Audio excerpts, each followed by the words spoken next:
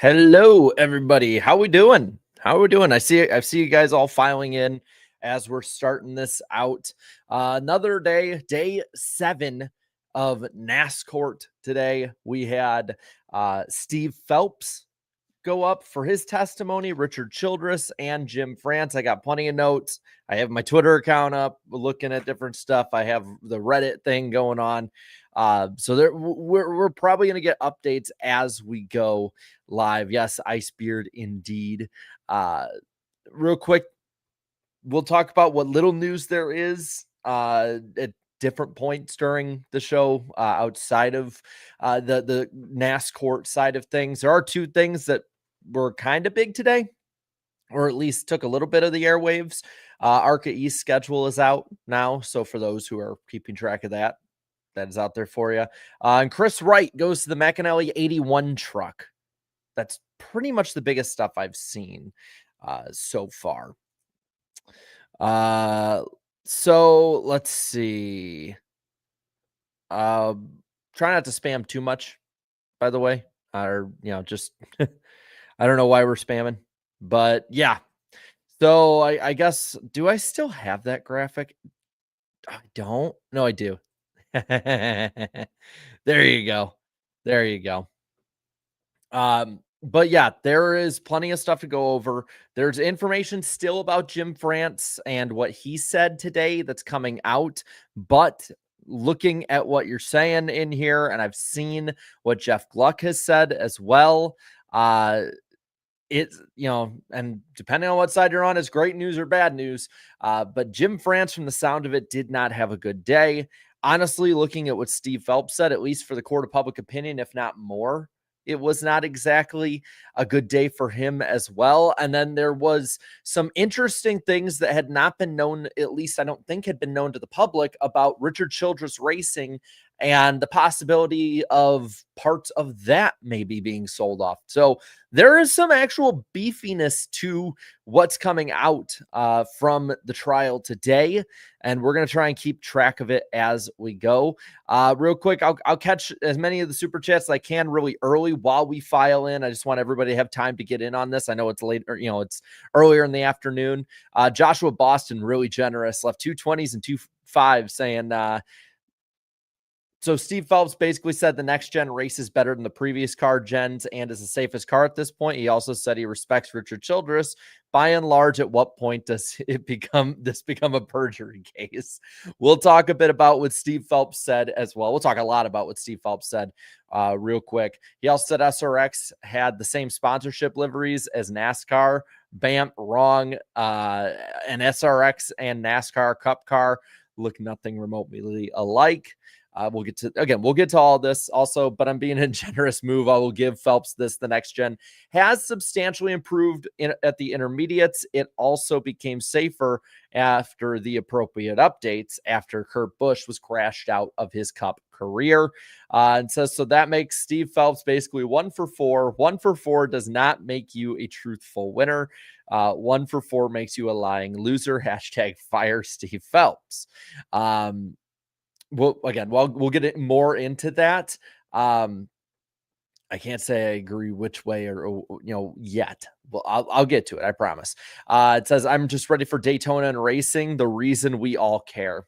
Tell me about it, man. I got to say, today, the stuff we found out, if it's like this every day and we find out more stuff about the inner workings and teams and drama like that, I can be more interested in NASCAR. And then GD Shark says, it's good to see Mr. The Iceberg on a Tuesday. Don't worry about that, the misspell. It's all good. I saw you in there being like, what? No, it's okay. It's okay. So let's jump into it. I'm going to get at least the bigger stuff for the most part. But let's start with Steve Phelps. Edward Snyder, the Economist, finished up from what it sounded like today. But it was really just more NASCAR trying to say using F1 as a benchmark against them or IndyCar is not appropriate. It just, for different reasons wouldn't work, but there wasn't really as much detail that came out about that. As for NASCAR Commissioner Steve Phelps, there was a lot of, I don't recall, I don't dispute that, I don't remembers in there. And I think I brought that up last week. I want to say that that's probably the smarter way to go about it if you were going to possibly be caught in a lie. They did say that his salary is $2.5 million with a possible $2.5 million extra in bonuses. And I think it was Kessler and in his kind of remarks, basically saying that outside of your title, nothing changed. Why did you get the pay increase? Because NASCAR is doing pretty well. Again, there's nothing incriminating about rich people making money in NASCAR. That's how it's gone. But it is interesting to find out the numbers that we have now with them. And I think I want to say Steve O'Donnell was somewhere like $1.5 million. And then I believe I took the note that Jim France salary is $3.5 million, and his side of the family owns the majority of France Enterprises Inc., which is a holding company for NASCAR. So it's smaller numbers, but there's also ways that these guys can make more money. So that was talked about a little bit. The emails, though, showing that the RTA had prepped for some kind of summer series on dirt tracks. That was something I thought was pretty interesting out of it, that NASCAR, quote, was ready to protect their space with exclusivity agreements, first appearing with those track sanctions, among others. And Phelps said those 5-year sanctionings allowed for teams and charters and exclusive commitments to NASCAR. And Rob Kaufman then said that the charters were off the table if the teams proceeded that way in doing something like that.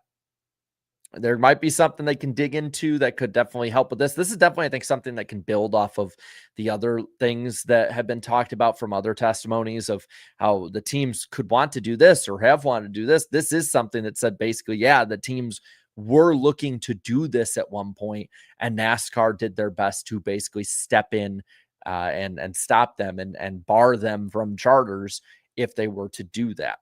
If that was part of an agreement before, then I don't know if you could say how illegal that is, because again, that's what we're looking for in all of this. But it is something worth noting and interesting, and I think it kind of got buried under the Richard Childress and Jim France talk in all of this. Phelps said he believes 75% of the $400 million contributions to the France family fund from 21 to 24 goes towards paying taxes as a company.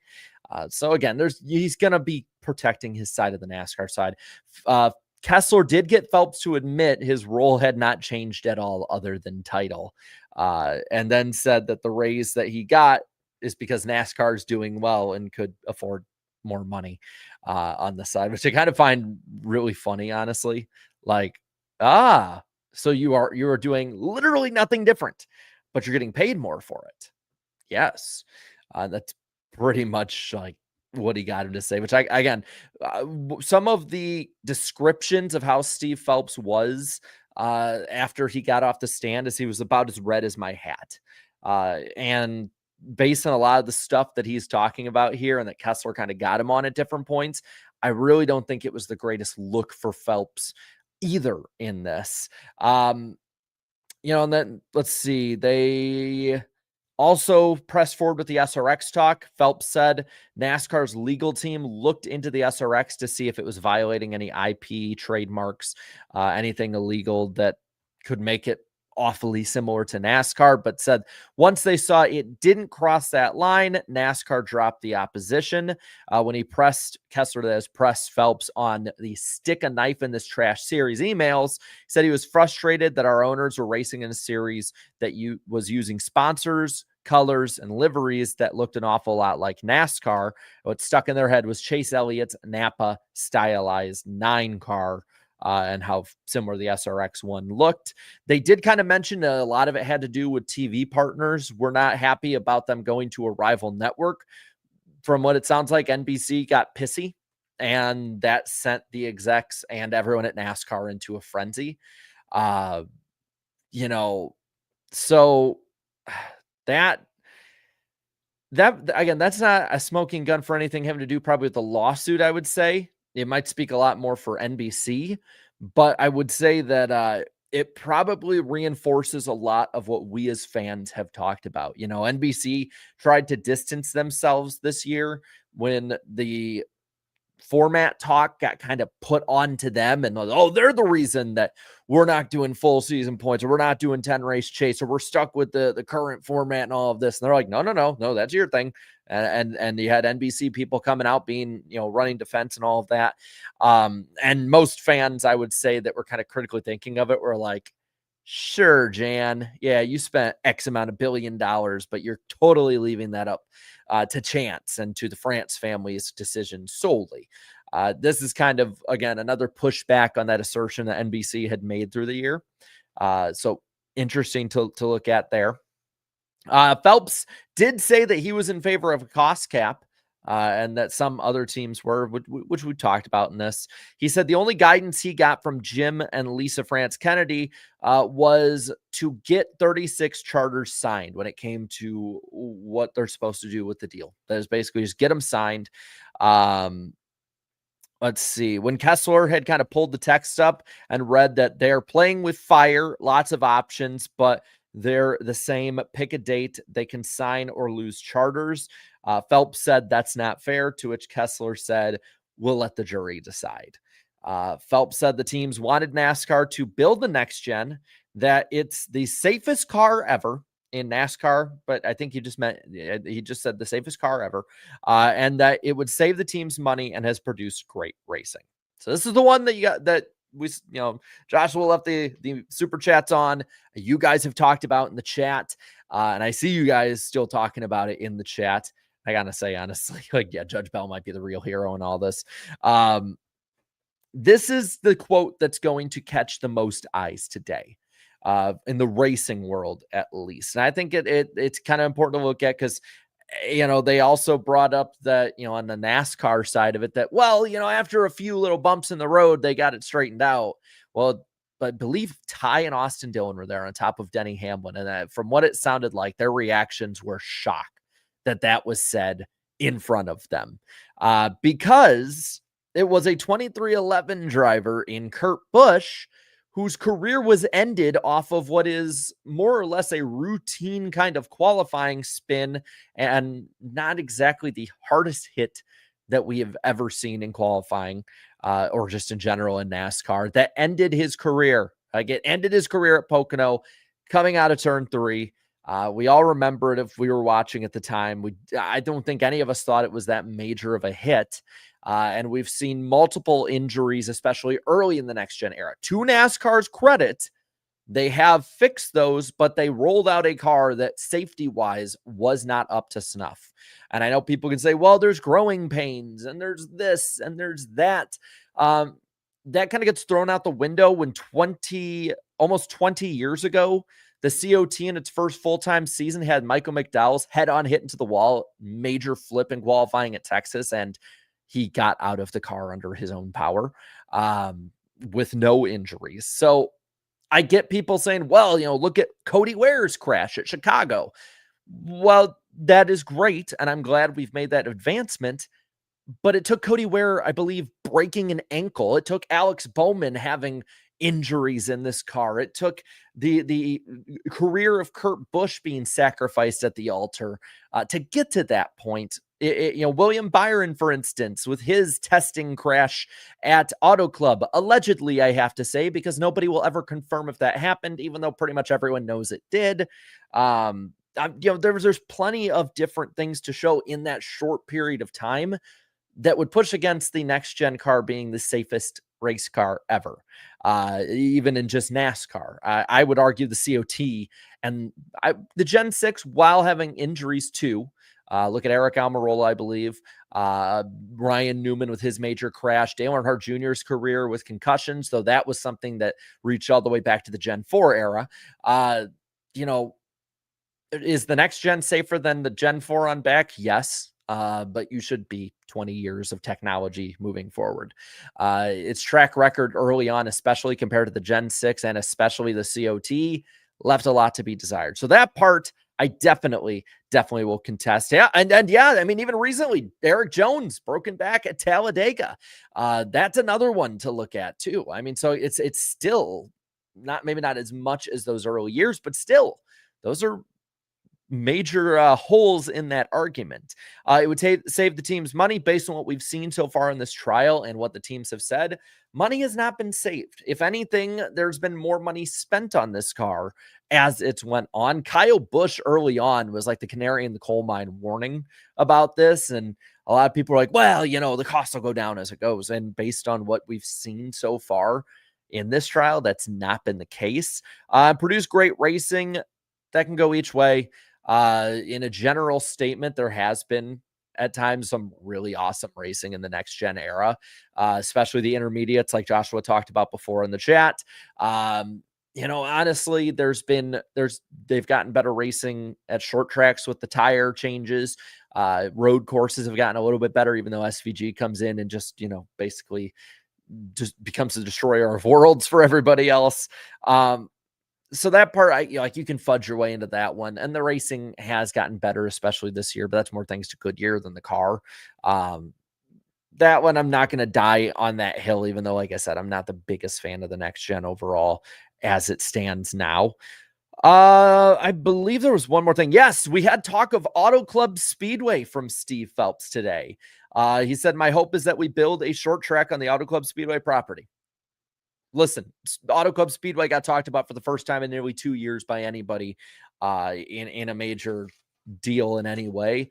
I'll take it. I'll take any talk about it. You know, when it comes to the Auto Club Speedway possibly having something put in its place.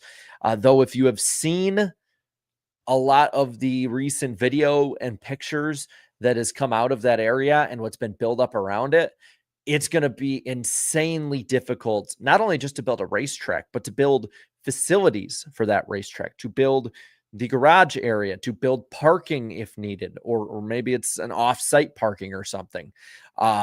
It's going to take a lot of really, really good planning to make that happen. And there's been no inkling of news of like even ground being broken to start making those changes happen in 2026.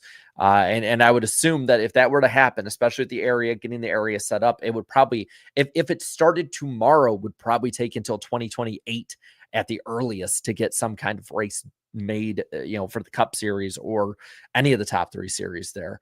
But hey, how often do you hear about it at this point? I will say this when it comes to what Steve Phelps has said and how it has come across at this point. He has not done himself any favors with NASCAR fans. If Phelps was hated before this, even today, he's probably hated even more after this. I mean, I see it in the chat, the responses, what people are saying at this point. And I don't blame a lot of people for saying, you know, that we're left behind as fans in the SoCal market. I'm not one of those, but I'm just saying, you know, I don't blame you. I don't blame you because they pretty much have at this point. McCarthy over France this week for sure. This week. You know, I mean, it's sad. It really is sad. And, you know, that's another point too, is like, it will only get tougher to make major sport facilities in general, building codes, you name it, in California as it goes now, because with the way that stuff has been built up, sprouted up around it, it's going to be really, really difficult. I 100% agree with you. You know, and like, listen, you know, wonder if NASCAR thinks the public's naive. I will say I was naive about this at the time, because I was clamoring for a new short track in any way. When a lot of the rumors started up about this happening, there was, you know, talk of North Wilkesboro, but it was not a guarantee. I mean, anyone that remembers around then, Wilkesboro was not really a guarantee until it was finally announced that it would happen. Bowman Gray, we hadn't known anything about at that point. Anything possibly happening with a short track, maybe in Brazil, we didn't know about at that point. So I was clamoring for a short track. And I actually thought, especially because it was before the next gen that we found a lot of this out, and before we realized how bad their short track racing was, that, hey, we need more short tracks. This track, even with great racing, isn't selling out, is not bringing in the eyes as much as a lot of people would have wanted.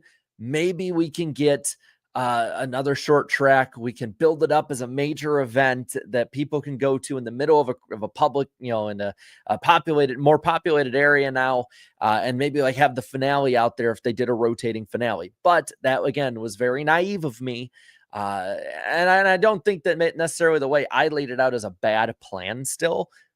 But at this point, I mean, you would have to be naive to think it's ever going to happen. If it happens somehow, man, I don't know at this point what I'd do. I would even believe it when I see it. I wouldn't believe it when I would see it.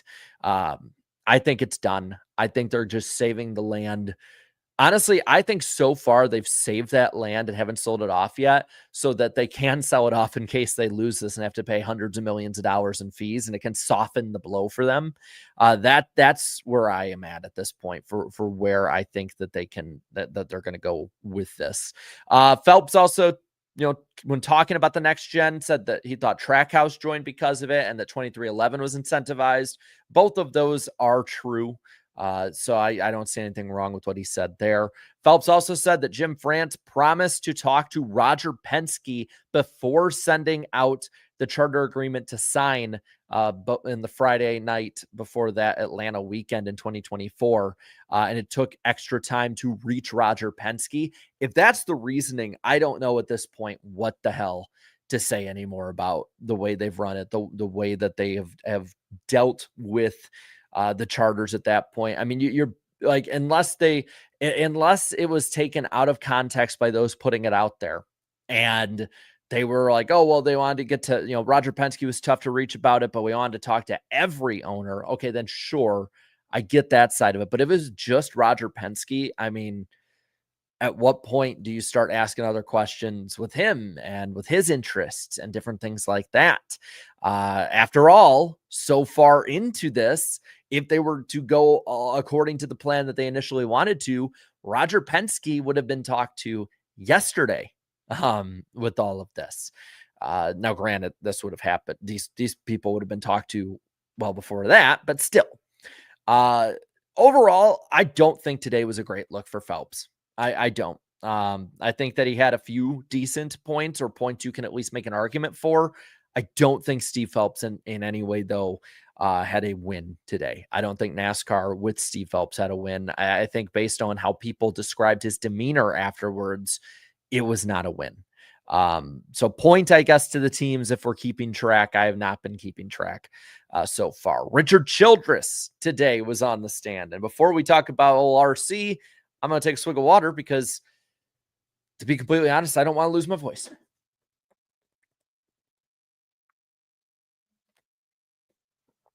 Stay hydrated, folks. All right. Richard Childress. His went, I'm going to be honest, about like I thought it would.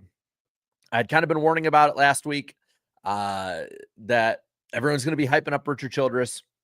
He's going to go in there, guns a-blazing. And don't get me wrong, there were some sparks to look at with this. But this was not the, hold my watch. I already see the hold my watch in there. This was not the hold my watch that a lot of people were hoping that this was going to be. That there was some interesting stuff here. The biggest stuff had to do with Richard Childress Racing itself. RCR, I guess, was in talks to sell an equity stake of the team, including part of Richard Childress's 60% ownership of the team. The other 40% is owned by an investment company in New York called, I think it's Chartwell Investment Group. But they've been looking to get out for 4 to 5 years because Richard Childress Racing on the Cup side especially is not profitable, which I think we all kind of saw coming down the line on that. The Cup team doesn't make any money, so RCR does end up getting a profit. But most of that's through working with manufacturing with the military, as well as all of the alliances that are paid in with ECR engines. But team-wise, it doesn't. Now, the interesting part is that the potential buyer of said stake, which I believe it ended up being Bobby Hillen Jr. and a few others in a group with him, had signed an NDA. So it sounded like RC was taken off balance a little bit by how NASCAR and their team knew that was happening. which, let's be honest, I don't think that really was being circulated as a rumor at any point that that was going to happen. So that definitely took a lot of people by surprise. Now the Hillen family also has a lot of money outside of racing. So if anyone's kind of wondering, like, that sounds like an odd name, like, there you go. Judge Bell did tell Yates, the NASCAR representative in all of this, after on a recess, that the team owners did not want to be dragged into this, and that their financial information will be protected in this. Don't bring it up. Yeah, it's not much more to comment on that. But Richard Childress did not take kindly to a lot of what NASCAR was saying and what NASCAR's team was saying, claiming the teams got their charters for free, to which he said, "We paid for it with our lives," which is not that far from the truth with all of this. And then Richard Childress in France did have a meeting after the Austin Dillon 2024 finish at Richmond, where he took out Denny Hamlin and Joey Logano.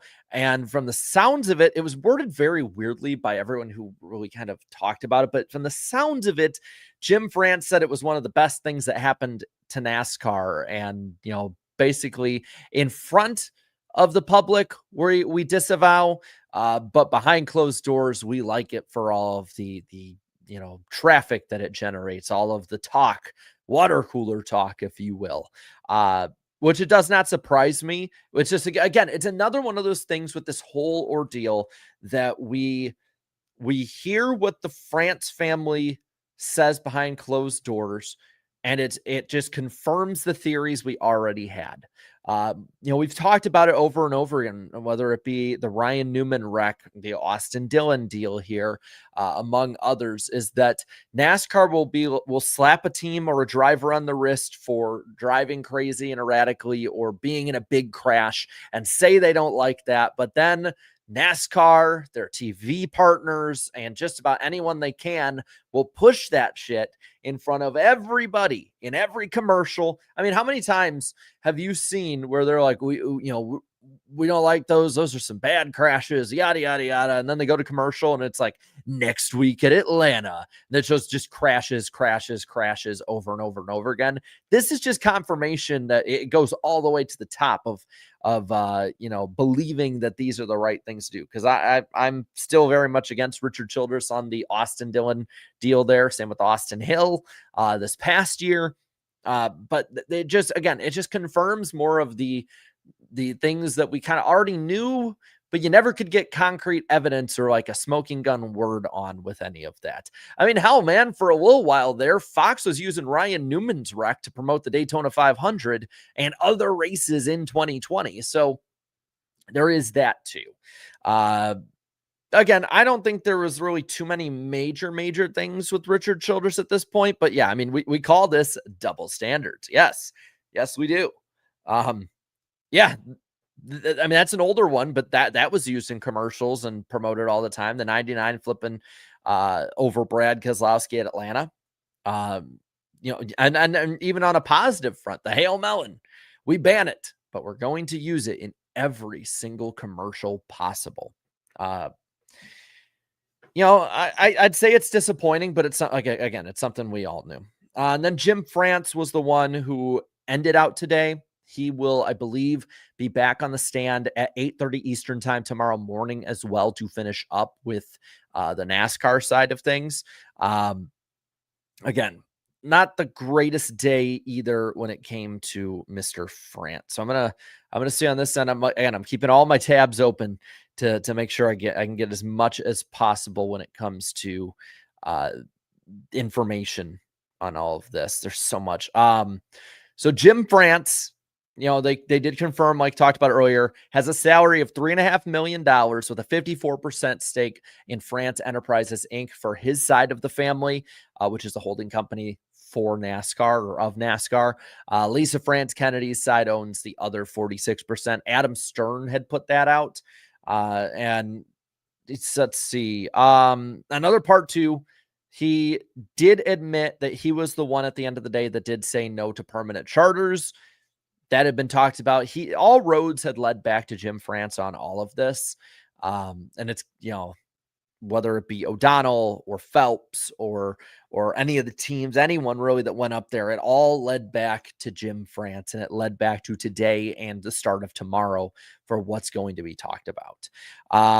Kessler did try to get France to concede, that he was the key impediment of permanent charters, or at least his execs were saying that he disagreed, or that he disagreed with Kessler's phrasing, but admitted he said no to the charters. Kessler then asked, "No means no, correct, sir?" France responded, "Yes." Let's see. He also was saying that he did not know and did not recall being as mad as Steve O'Donnell said he was, just that it does not sound like him, in his words, to be reading aloud like that in front of people. Again, we've heard like 12 different versions of this story so far, of like, oh, he was doing this, or he was cussing up a storm. Now, actually, he wasn't. Now I know I didn't even read aloud. It's just the rats trying to jump off ship all at once, and they're all going in different directions on the same conversation. Again, not a good look so far today when it comes to Jim France. Let's see. On top of that, so France was up there for 85 minutes today. And then again, we'll come back tomorrow morning. And says he didn't know or didn't recall any specific meetings, financials, etc. when it came to any of major talking points. He said he didn't want permanent charters nor the 3-strike rule. As we've seen, that just went away. And they did go through letters from Joe Gibbs, Rick Hendrick, Roger Penske, and Jack Roush, pleading with him for, among other things, permanent charters. Childress also sent a similar letter. Bob Pockrass had put that out. And then there was some others. Let's see. There wasn't really too much from the Jim France side. But Bob Pockrass said that Jim France is the last witness from 2311 in front row. NASCAR attorneys said they hope to have their case done by Friday. So that means the potential closing arguments would be next Monday. So, I mean, we kind of all knew that this was going to end up going longer. But now we're kind of getting confirmation that this, at least, as I pull up I don't remember all the dates, but I believe that'll be next week, will be the 15th. Yes. So it'll be Monday, the December 15th. Oh, there's wife Berg is home. Yeah. Yesterday when I was like, kind of like, wait, what's going on? I literally thought somebody broke into my house and I had to check my camera. Looking at some of the other stuff here, there were a few other notes that Bob Pockrass, Toby Christie put out about Phelps with this. Phelps said that he was mad with Richard Childress for what he felt like was an unfair answer about potential benefits in the media deal that was being negotiated. Childress said, "For who?" Phelps said, "I was upset. Did I say some things I regret? I did." Said he called RC in September. Phelps also had boasted about the next gen. Okay, so that's sort of going over the same stuff. Bob's going over the same stuff from earlier. Toby Christie says, additionally, the plaintiffs informed Judge Bell that the defense still has 16 witnesses on their list, an additional 8 that the plaintiffs called, which the defense were allowed to cross-examine. And there's a little more. Pockrass says, on the permanent or evergreen charters, this is from the list on Reddit. They've done a good job of aggregating this. Says, on the permanent or evergreen charters, Phelps said not having them gives NASCAR more flexibility with not knowing future media deals or how the sport will evolve. But my personal opinion is a better mousetrap can be made for a better partnership.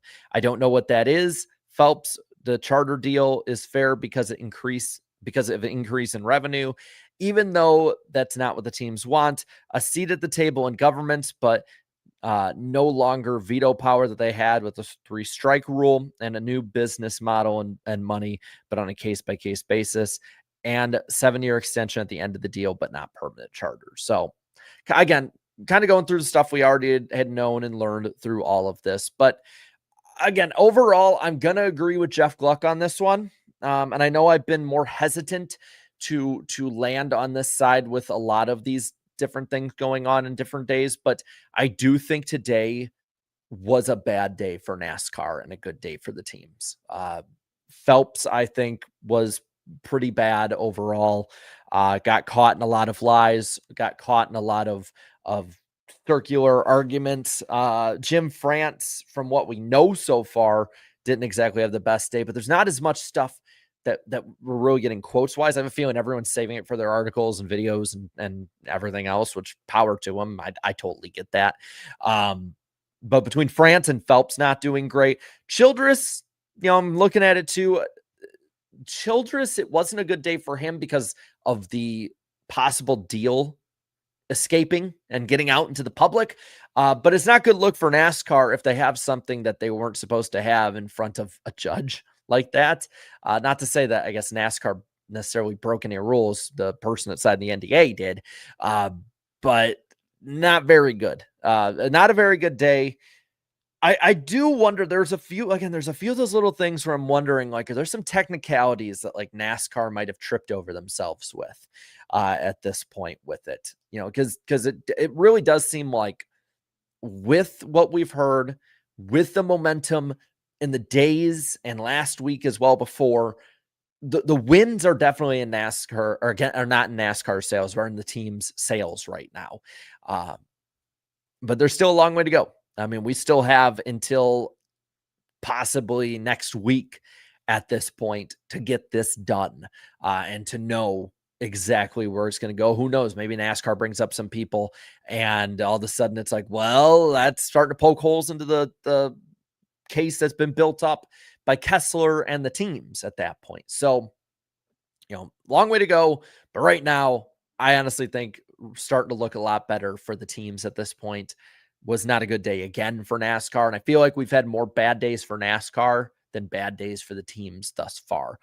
Looking at the body language of the videos of like MJ and others walking out, it really looks like those on the team side are at least looking more confident, to where the Frances and Helton and all of the NASCAR side is doing their best to just be stone faced, not show anything right now. So it's going to be interesting, man. It's going to be really, really interesting to see where this all leads up to and goes. We'll look at the last couple super chats here and any other stories or questions you have. I'll try and keep an eye on both the main chat itself as well as super chats. I don't want to ignore one side or the other. Ryan says, Gen 7 was always decent in big crashes. Small looking crashes, especially early on, were problematic for issues that should have been ironed out before the first race. 100% agree. 100% agree. And I that's why I don't think that this defense that people are putting out about like, well, it's good in big crashes. Okay, well, yeah, but we shouldn't be like, oh, it's okay if we injure a few of our drivers in crashes they never would have got hurt in before, at that expense. It should be both. Both. We should not be taking steps backwards ever in the safety department. I know that there's been a lot of fans beforehand. They're like, well, that's the draw and appeal of it. Sorry, maybe this is me being a soft Gen Zer. I don't want to watch drivers get hurt and die. And not a one or the other, both. And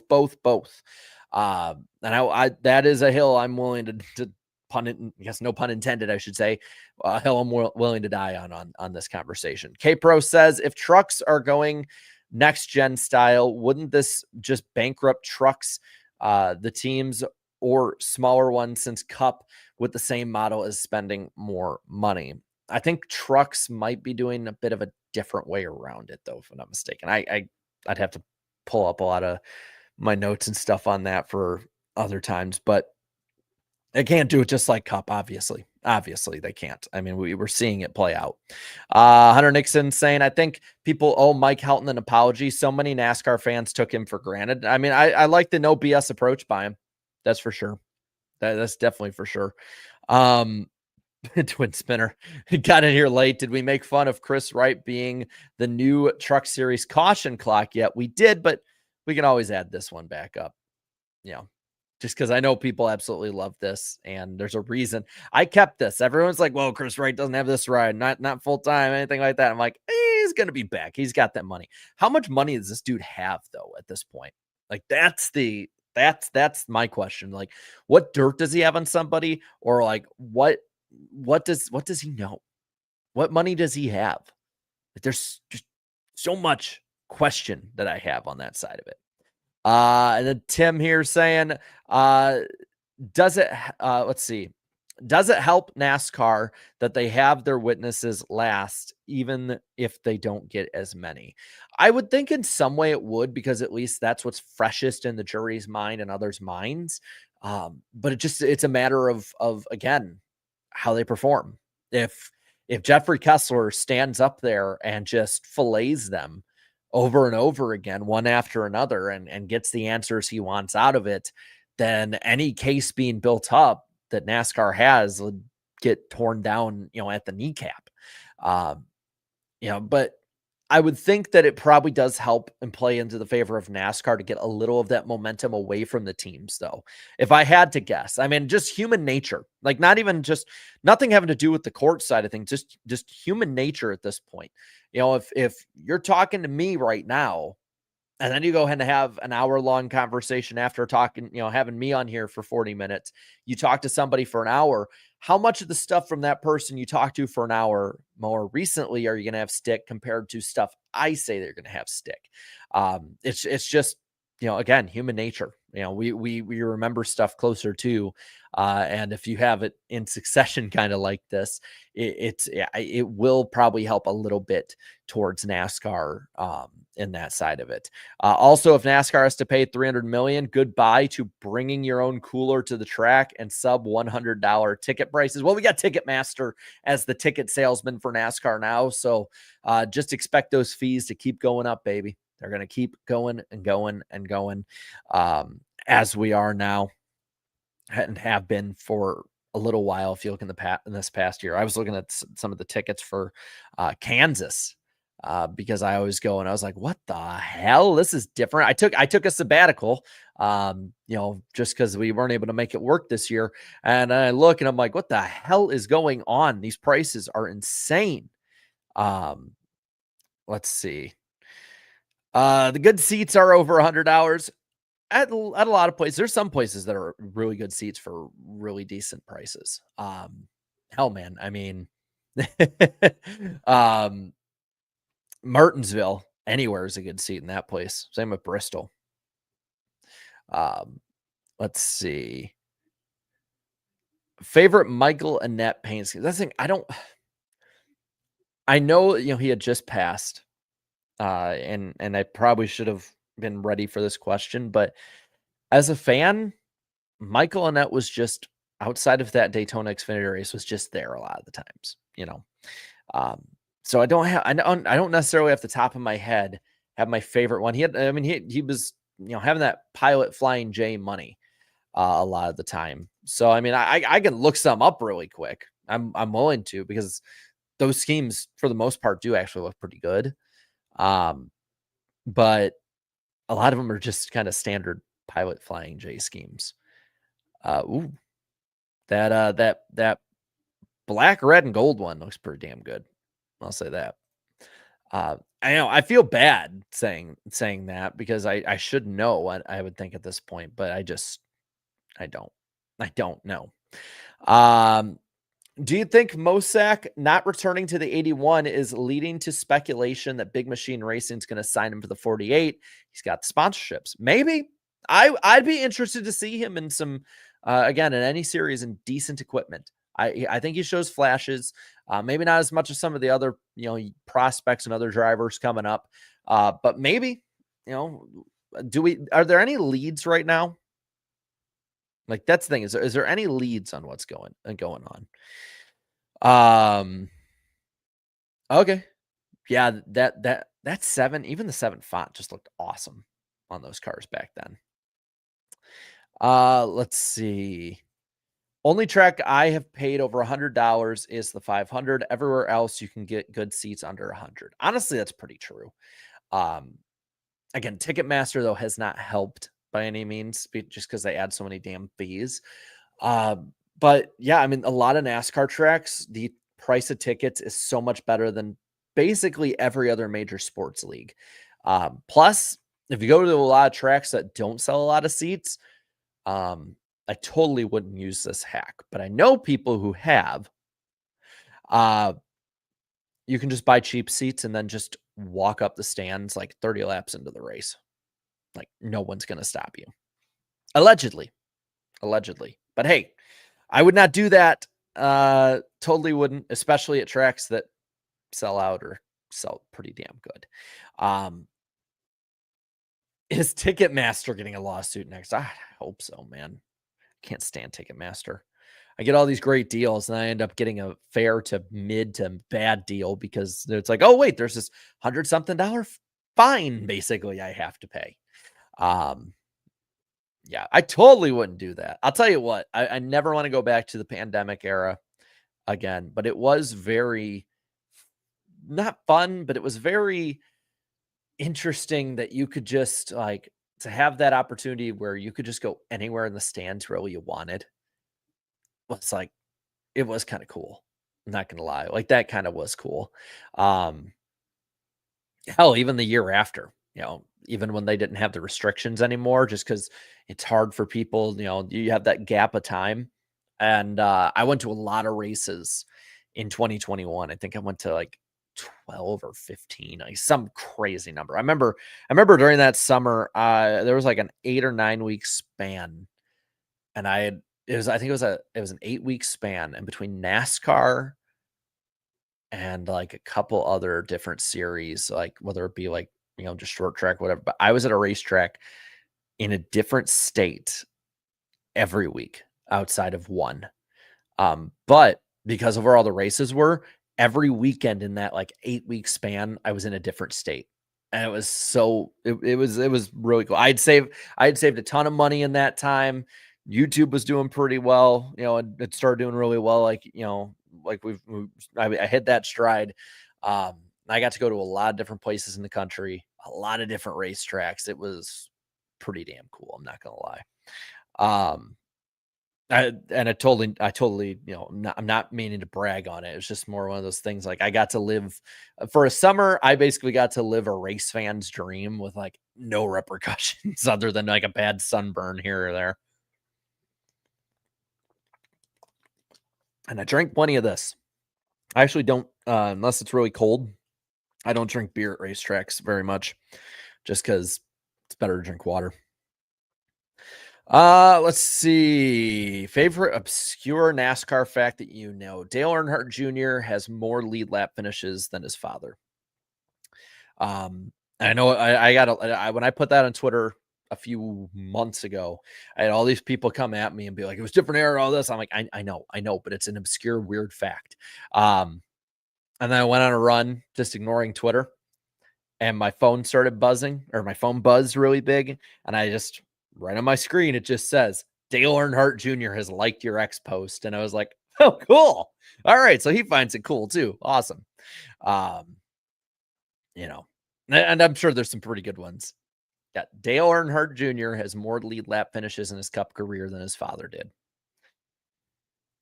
It surprises people, but it's just different eras, and people underestimate just how good Junior was at taking care of his stuff when, outside of I would say probably 2 or 3 years of his career. Like everyone talks about how like, oh, he wrecked every other race from like 2000, middle of 2008 to 2011. The reason I say Dale Jr. had a worse season in 2010 than 2009 is because he had all those wrecks in 2009, but he still had speed in some of those races. Junior had no DNFs in 2010, and he finished 21st in points. He was just SLOW, slow. But I'm sure you guys have some pretty good ones too. Jaguar has one NASCAR one. I do know that one. But that's totally a good, get the driver set up. That'd be totally a great fact to use for random driver. Let's see what else we got. Rick Hendrick has raced as both a Cup as a driver in the Cup and Truck Series. I did not know that. All of David Reagan's NASCAR wins involve a 2-lap shootout of some sort, both nationwide and Cup Series. That is obscure. Nice. Dennis Setzer won a race the day I was born. Nice. Let's see. 2020 was weird. We got urinating tree to mention World of Outlaws in a video. I don't remember the video, but that probably had to do with something with like me and a few of the other people that he'd started talking to, because we had talked to Tree since 2018 when we got him on NWP. Because back then the show wasn't as structured, so we bring on whoever was interesting, and it, even if they didn't know a damn thing about NASCAR past like 2005.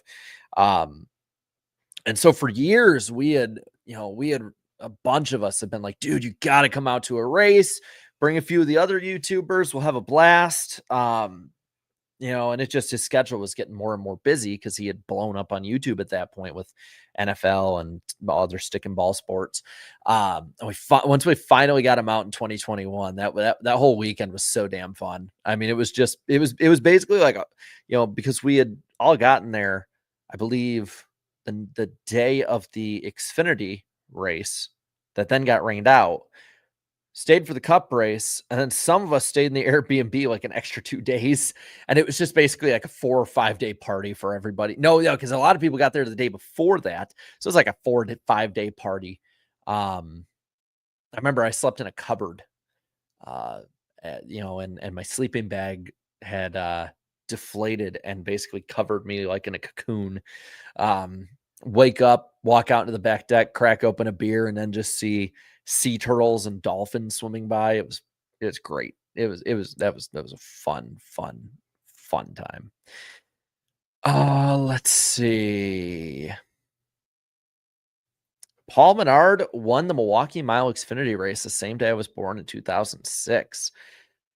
I am not going to lie. That makes me feel really old because I can remember watching that. Oh, Lord. But yeah, so I think they'll probably cover it today. We'll be back tomorrow. Jim France will be back on. We're probably doing the same time the rest of the way through this whole thing, and just go from there. So subscribe if you're new, by the way. We are quickly approaching the 92K mark. I want to get past 92K before I go off for Christmas. We got plenty more with this trial going at this point, at least Wednesday, Thursday, Friday, and Monday, if not more. Plenty to look at, plenty to talk about, and I want to do it all with hanging out with all of you. So enjoy the rest of your afternoon and evening. Have a wonderful day. I'm going to go have a beer and call it a day. So till then, have a good one, guys. Later.